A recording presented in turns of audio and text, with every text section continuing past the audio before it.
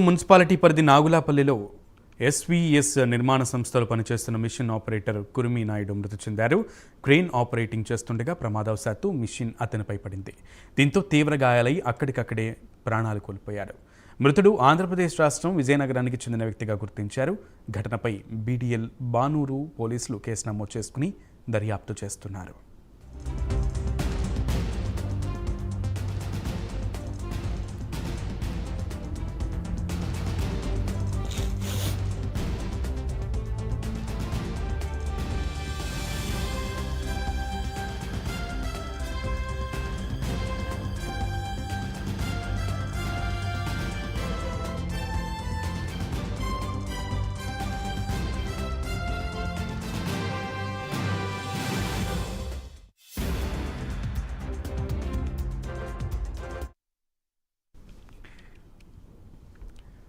ఏపీలో రాజకీయ పరిణామాలు రోజురోజుకు మారిపోతున్నాయా?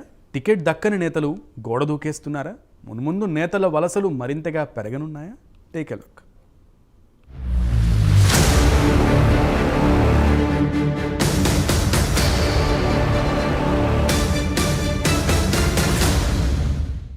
ఏపీలో రాజకీయాలు వేడెక్కుతున్నాయి. ఒక పక్క చలితో ప్రజలు వణుకుతుంటే రాజకీయం మాత్రం వేడి పుట్టిస్తోంది. అన్ని రాజకీయ పార్టీలలో రోజురోజుకు పరిణామాలు మారిపోతున్నాయి.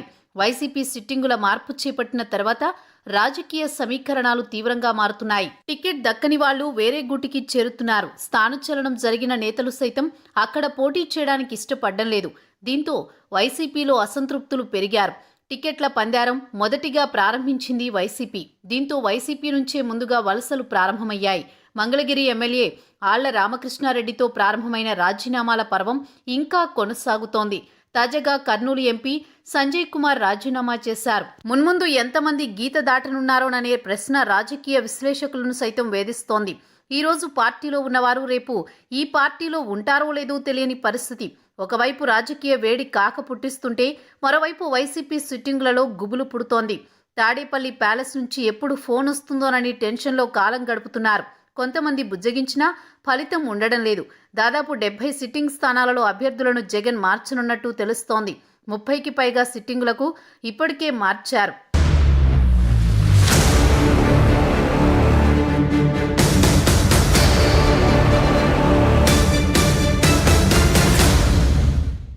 అదేవిధంగా అసంతృప్తి సెగలు టీడీపీని సైతం తాకుతున్నాయి. తాజాగా విజయవాడ ఎంపీ కేశినేని నాని టీడీపీకి రాజీనామా చేశారు.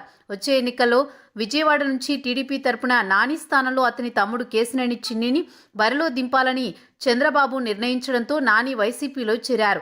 ఇప్పటి వరకు వైసీపీ నుంచి నేతలు బయటికి పోవడమే జరుగుతోంది. కేశినేని నానితో చేరికలు ప్రారంభమైనట్టు అనుకోవాల్సి ఉంటుంది.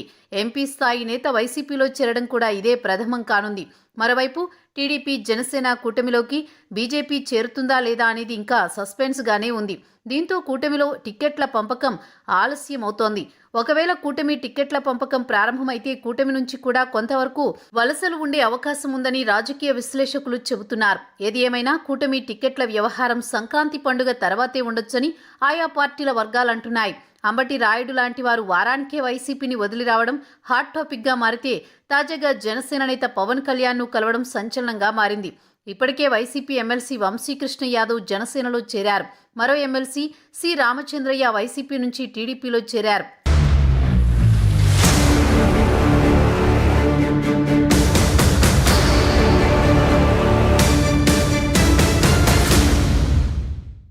సహజంగా ఎన్నికల నోటిఫికేషన్ వచ్చిన తర్వాత ఆయారాం గయారాంలు ఉంటారు. కానీ ఏపీలో మాత్రం ఇప్పుడే ఎన్నికల సందడి ప్రారంభమైంది.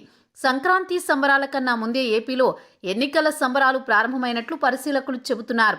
నేటి పవర్ పాలిటిక్స్లో టికెట్ దక్కకపోతే చేరిన వారంలోనే పార్టీలు మారే పరిస్థితులు నెలకొన్నాయి. ప్రతి ఎమ్మెల్యేకు మళ్లీ పోటీ చేయాలనే ఉంటుంది. ఏ ఎమ్మెల్యే కూడా పదవి లేనిదే రోజు కూడా గడిపే పరిస్థితి కనబడడం లేదు. ఓడినా పర్వాలేదు, ఏదో ఒక పార్టీ తరపున ఎన్నికల్లో పోటీ చేయాల్సిందే అనే రీతిలో ఉన్నారు. పోటీ నుంచి తప్పుకుంటే రాజకీయంగా మరుగున పడతారనే ఆలోచన వాళ్లను వేధిస్తున్నాయి. దీంతో టికెట్ దక్కకపోతే తట్టుకోలేకపోతున్నారు. వేరే కండువా కప్పుకోవడానికి ఏమాత్రం సంకోచించడం లేదు. కొంతమంది ఎమ్మెల్యే టికెట్ దక్కకపోయినా ఎంపీగానైనా అవకాశం ఇవ్వాలని కోరుతున్నట్టు తెలుస్తోంది. ఏతావాత ఏపీ రాజకీయాలు కప్పల తక్కెడ మాదిరి తయారయ్యాయని రాజకీయ పరిశీలకులు అంటున్నారు. చూద్దాం మరి ఏం జరుగుతుందో రాబోయే రోజుల్లో.